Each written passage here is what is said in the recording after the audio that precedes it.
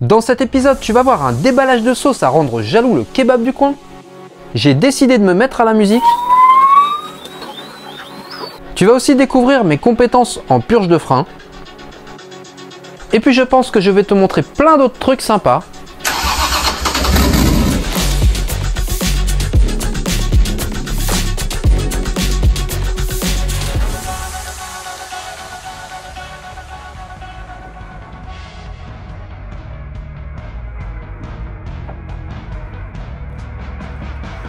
Salut à tous et bienvenue dans ce 16e épisode consacré à la construction de ma Toyota Celica Supra 2JZ.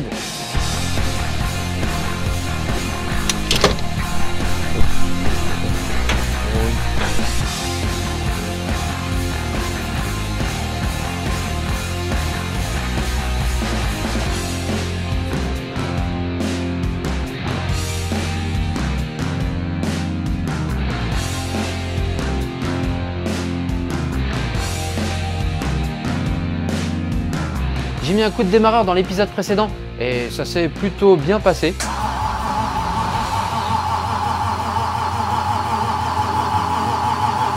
Pour le moment, rien n'a pris feu. Il faut passer à la suite maintenant. Je suis super pressé parce que je vais enfin pouvoir tenter un vrai démarrage. Mais d'abord, je dois m'occuper de tous les fluides de la voiture. Les huiles pour le pont, la boîte, le moteur, le circuit d'eau, le circuit de direction assistée, les freins, l'embrayage. Je vais faire tout ça maintenant pour être tranquille. Allez, je vais commencer par la vidange du pont autobloquant. Ce modèle est équipé d'un différentiel à glissement limité à disque et surtout, il a des engrenages de type hypoïde. La forme, l'angle des dents est spécifique et la différence avec les engrenages classiques, c'est la pression exercée sur les dents. Vu que la pression est nettement plus importante, il te faut un additif ou une huile spécifique dite à hypoïde. J'ai l'impression que c'est bon. J'avais déjà vidangé le pont il y a bien longtemps, mais je vais quand même m'assurer qu'il est bien vide avant de le remplir. Pour... Bon, il n'y a rien.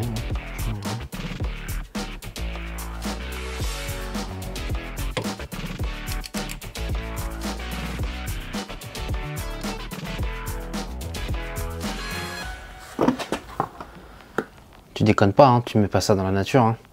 Franchement, hein, c'est important là. Je vais utiliser ce truc là. Ça n'élargit rien du tout, mais ça peut pomper l'huile pour la mettre... Wow. Oh, oh la vache. Ok, ça va dedans. Je sais pas pourquoi ça me fait marrer, j'y arrive pas. Y a-t-il une autre méthode? Ça monte même pas dans le tuyau. Non mais c'est pas possible. Ce truc blanc là, qui aspire pas. Il y a un clapet ou quelque chose hein, si je l'enlève. Ah ouais, c'est un bouchon en fait. Oh, j'adore le bruit.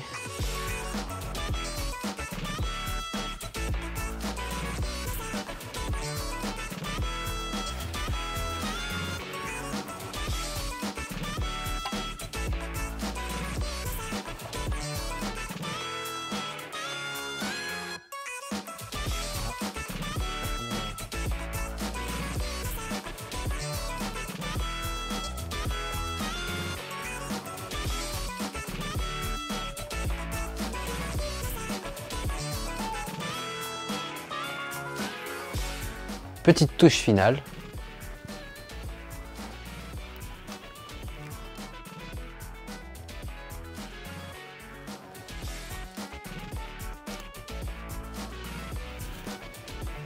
Voilà, le LSD est prêt. La boîte de vitesse maintenant. Je dirais que le remplissage il est là. Donc ça c'est l'écrou pour la vidange, l'écrou pour le remplissage. Voyons, celui-là il a vécu, hein. J'espère que ça va aller.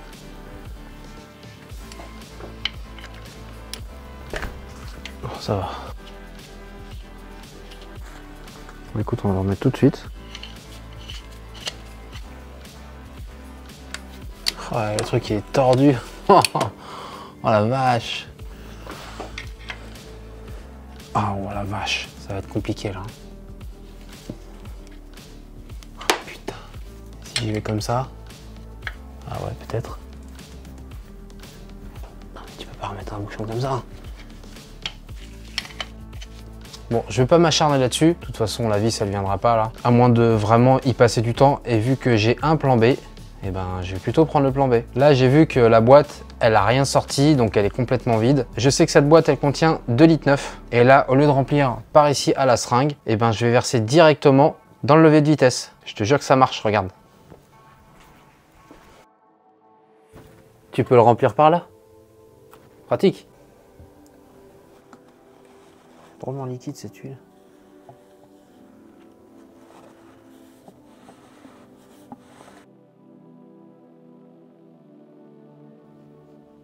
Je vais pouvoir remettre en place le levier de vitesse.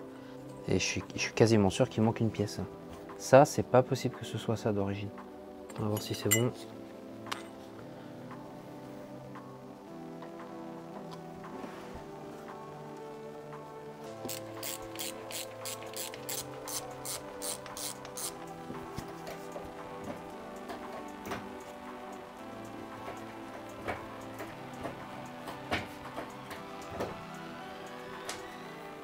C'est pas normal. Non seulement les vitesses passent mal, mais en plus, le jeu dans le levier, c'est n'importe quoi. Oh là là. Bon, ça va pas. Il manque un truc là. Effectivement, il manque un truc. Truc que j'ai reçu juste avant de boucler le montage de cet épisode. Alors autant que je te montre ça. Je te montrerai le montage plus tard. Il faut que je vérifie l'usure des pièces internes pour savoir si je remplace aussi cette bague là. Et là, comme ça, rien qu'en regardant le jeu, je pense que j'ai un début de réponse. Je m'imagine déjà en train de redémonter la boîte de vitesse. Ce que je peux faire en attendant, c'est mettre en huile le circuit d'embrayage. Mais d'abord, je vais en rassurer certains d'entre vous qui se sont inquiétés lors de ma dernière vidéo. Quand j'ai tenté le premier coup de démarrage, j'avais bien sûr mis de l'huile dans le moteur au préalable. C'est indispensable ça. Pour cette première vidange, j'ai pas mis de la 300V, je te rassure. Non, je me suis plutôt rendu dans la grande surface du coin pour prendre ce qui se fait de moins cher.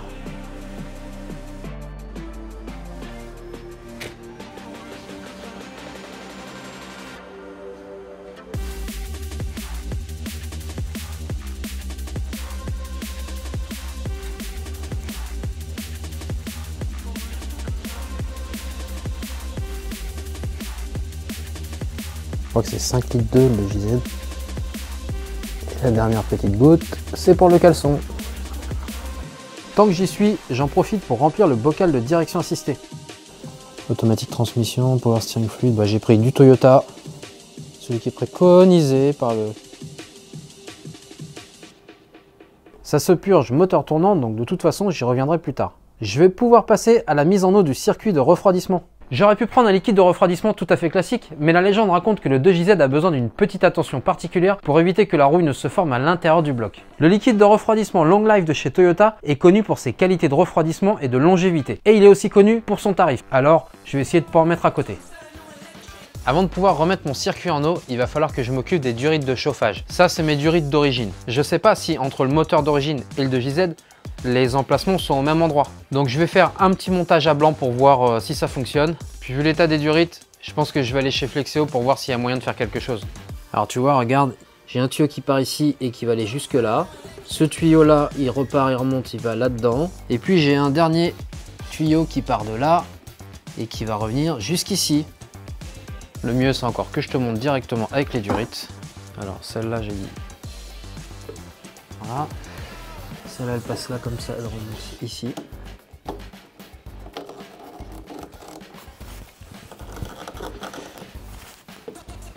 Ensuite cette durite là elle va ici. Alors encore faut que je le tourne, il vient là-dedans. Un truc comme ça quoi. Ok. Bon, celle du dessus, elle est relativement simple, c'est tout droit et puis un angle à 90. Bon bah pour moi c'est bon. Je vais pas te montrer grand chose de ma visite chez Flexeo, vu qu'on a passé notre temps à papoter. Et du coup, j'ai rien filmé. Je suis de retour de chez Flexeo et alors là, je suis rentré avec plein de trucs. Je te raconte pas le délire. Il m'a trouvé des morceaux qui ressemblent quand même beaucoup. Donc ça, je crois que c'est une durite de Renault 21 Turbo. Ne soyons pas sectaires. Ma durite d'origine Renault. Et puis après, je vais mettre un coup d'ici comme ça. Et puis j'ai d'autres morceaux de durite où je vais pouvoir réutiliser des parties. Donc je vais retrouver à peu près les mêmes orientations. Ça va être à moi de faire les choses correctement.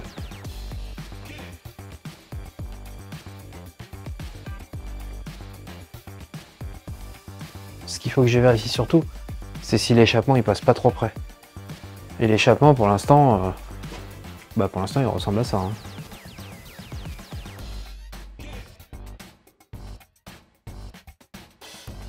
Après de multiples allers-retours pour faire des essais, mes durites sont prêtes. Je pense que j'ai trouvé le meilleur assemblage que je puisse faire. Ça reprend à peu près la même forme. Alors je t'avoue qu'il y a eu pas mal d'essais. Voilà, avec différents diamètres. Donc il a vraiment fallu que je fasse des découpes et des assemblages. Je te montre tout de suite à quoi ça ressemble.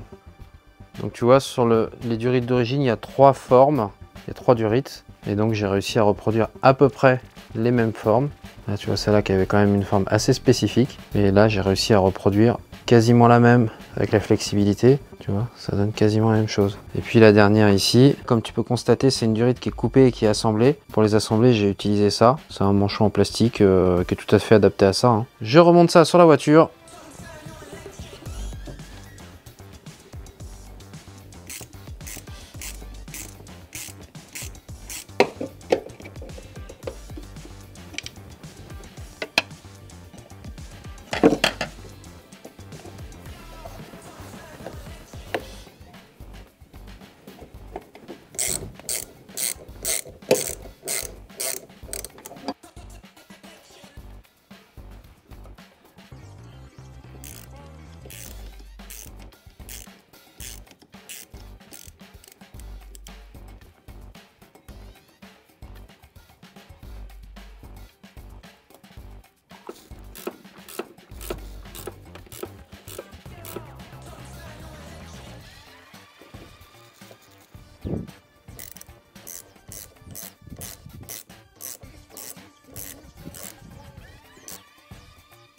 Ça bouge tout seul, toujours. Je sais pas s'il faut mélanger. Je fais quoi? Je prends un entonnoir ou j'en fous partout? Hop.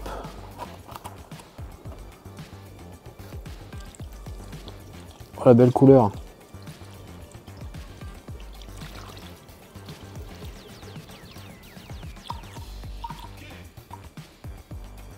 Ça y est, j'arrive en haut là.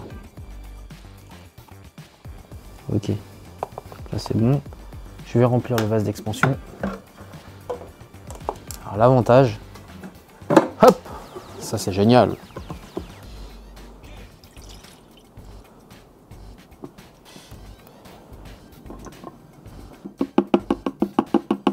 J'en laisserai pas une goutte dans le bidon. Je te le dis moi.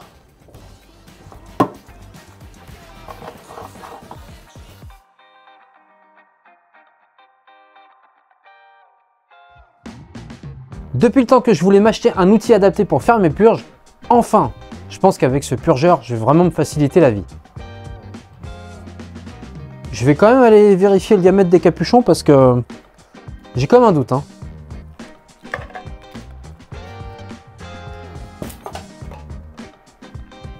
Bon bah c'est pas le bon diamètre. Voilà, c'est super.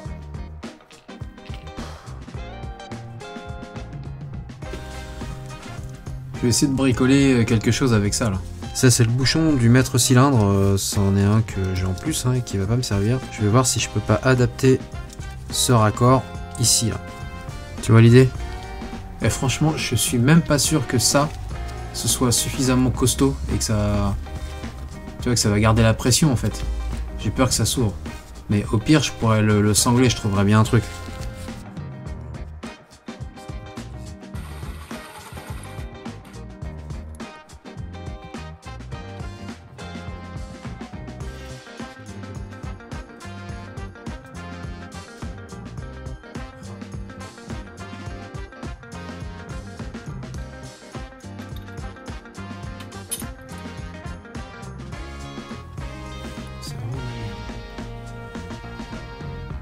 Pour moi, c'est de la merde.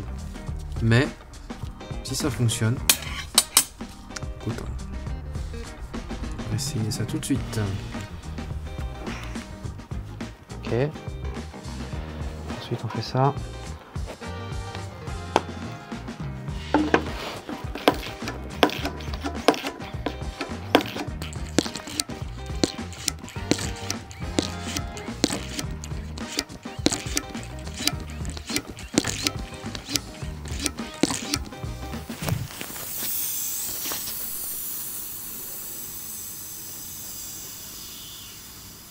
Ouais, ça monte pas en pression. Bon, bah voilà, hein. J'aurais essayé. Je suis content d'avoir acheté ça. Bon, bah va falloir passer au plan B. Hein. Et mon plan B, il est là. Je passe d'un truc quand même assez sophistiqué à un bout de tuyau avec une bille au bout là. C'est un clapet anti-retour. Bon, bah on va voir si ça fonctionne ça. Normalement avec ça je peux purger tout seul. Je vais toujours avoir besoin d'aller à la pédale à chaque fois. Mais bon. Donc pour la purge, je vais commencer par la canalisation la plus longue et je vais terminer par la canalisation la plus courte. Donc là en l'occurrence c'est arrière gauche, arrière droite, avant gauche. Je vais aller installer ça. Ah oui mais j'ai dit que c'était la gauche d'abord.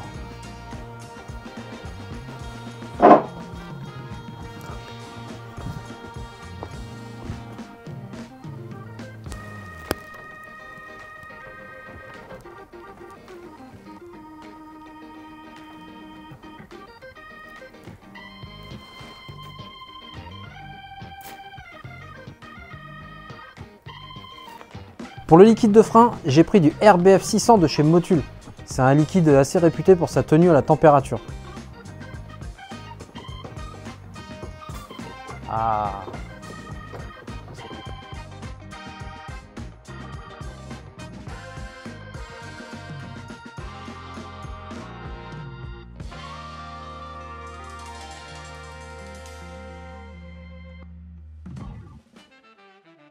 Bon, ça m'embête un peu de rester sur un échec avec cet outil-là. Donc je vais tenter de faire une purge du circuit d'embrayage avec. Je pense que ça devrait pouvoir se monter. Le bocal est beaucoup plus petit. On va voir. Peut-être que je perds du temps encore là. Mais bon. Bon, déjà, ce qui est bien, c'est que le bouchon, ça a l'air d'être une taille un peu plus raisonnable. Je vais passer la chaîne derrière. Il y a une tige là, c'est ça?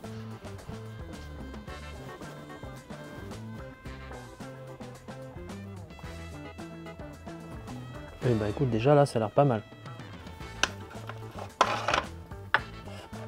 Je sais pas si je mets tout.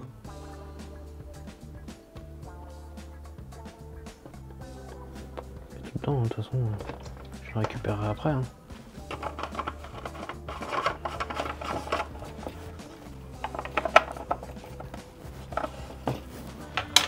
Je vais pouvoir installer ça sur le receveur d'embrayage.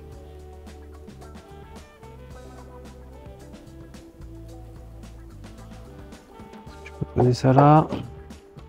Ouais, donc ça je connecte ça là. Et puis bah faut pomper, du coup c'est ça? Ah ouais, le produit est en train de passer. D'accord.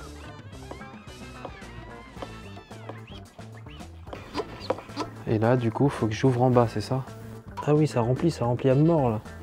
Donc là il faut que j'ouvre en bas pour que ça sorte. Je vais d'abord faire un test. Oh merde, ça coule. Putain, merde.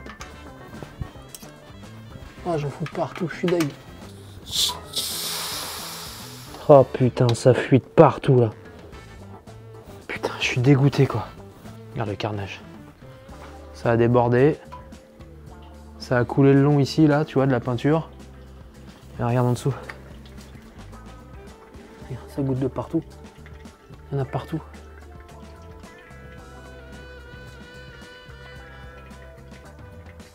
Ce qui est bien, c'est que la seule pièce où il n'y a pas de liquide, bah, c'est le récepteur d'embrayage. Tout va bien. Définitivement, je crois que je suis fâché avec cet outil. Hein. Bon, je te passe un peu les détails ici parce que j'ai déjà un peu nettoyé tout ce qu'il y avait. Par contre, regarde en dessous, quoi.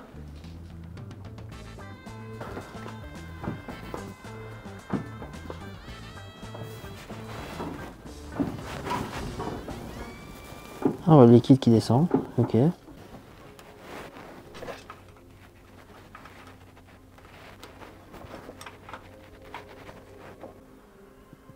L'état du garage juste pour une purge d'embrayage.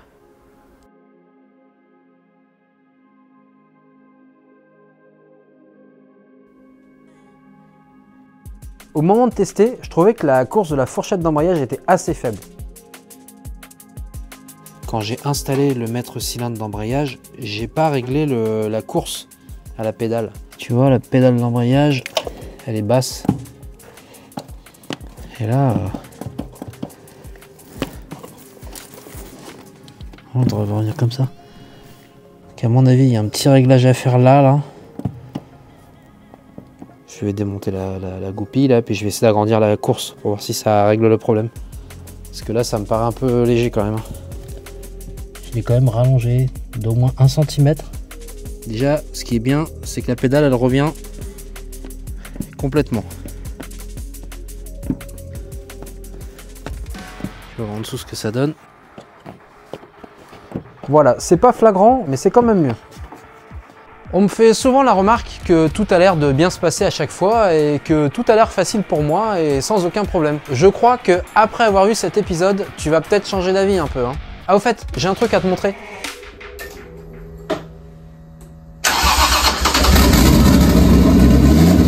Là, je viens de te lâcher un truc de fou. Dans le prochain épisode, ça risque de faire du bruit. Mais d'abord, on va passer à la caisse, puis on va se vider les poches. Et surtout, ne montre jamais ça à ma femme.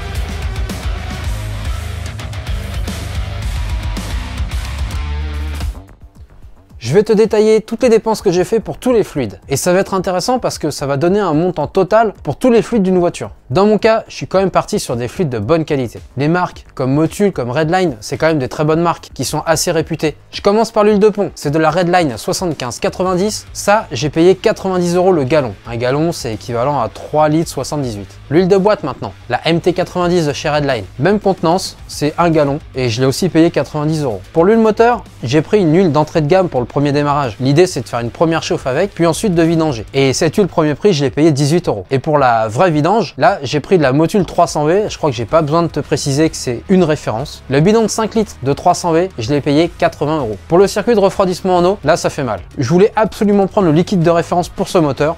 Donc du coup, je l'ai pris chez Toyota et je me suis pas posé de questions, j'ai lâché 110 balles comme ça là, mais au moins je suis tranquille. Pour le liquide de frein, j'ai pris du Motul RBF 600. C'est un liquide qui est un peu plus performant et qui devrait me permettre de faire quelques sorties circuit. Ce liquide, je l'ai payé 12 €. Et pour finir, le liquide de direction assistée, j'ai pris ce qui était préconisé par le constructeur. D'ailleurs, c'est du liquide Toyota. Le bidon, je l'ai payé 13 €. J'en ai eu au total pour 413 €, mais j'ai du stock. Il me reste de l'huile pour le pont, de l'huile pour la boîte. Si j'avais pris des huiles et de l'eau meilleur marché, je pense que j'en aurais eu pour quasiment 200 € de moins. Dites-moi en commentaire si j'ai fait le bon choix ou si j'aurais mieux fait de garder mes 200 € pour les investir ailleurs. Je peux donc ajouter mes 413 € à mon total qui passe à 16 130 €. Dans le prochain épisode, je te l'ai dit, ça va être de la folie. Je vais pas t'en dire trop, mais franchement, prépare des écouteurs. Des bons écouteurs si possible. Je te prépare vraiment un truc de fou, t'es pas prêt. Et le principal surtout, c'est que tu sois au rendez-vous.